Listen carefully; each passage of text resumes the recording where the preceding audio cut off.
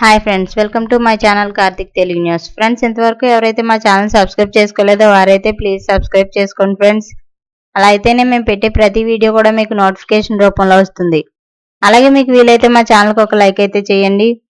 ఇక వివరాల్లోకి వెళ్ళినట్లయితే ఇవాళ రైతు భరోసా గురించి ఒక ఇంపార్టెంట్ అప్డేట్ న్యూస్ అయితే రావడం జరిగింది. దీని గురించి మరిన్ని విషయాలు ఈ వీడియోలో తెలుసుకుందాం. రాష్ట్రంలో రైతు భరోసా పథకం కింద 3వ విడత నిధులను రాష్ట్ర ప్రభుత్వం బుధవారం విడుదల చేసింది.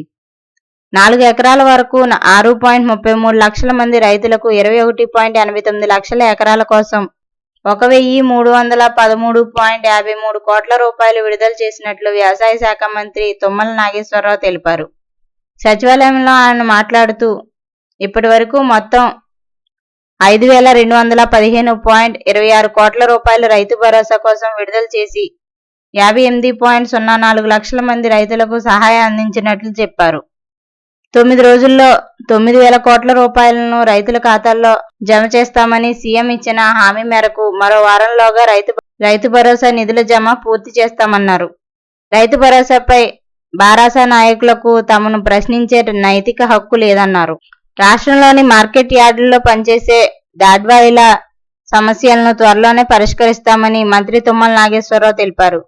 రాష్ట్ర దాడ్వాయిల సంఘం రాష్ట్ర అధ్యక్ష ప్రధాన కార్యదర్శులు సురేందర్ రెడ్డి, రవికుమార్, వీరన్న తదితరులు మంత్రిని గాంధీ భవన్ లో కలిసి ఈ మేరకు వినతి పత్రం సమర్పించారు.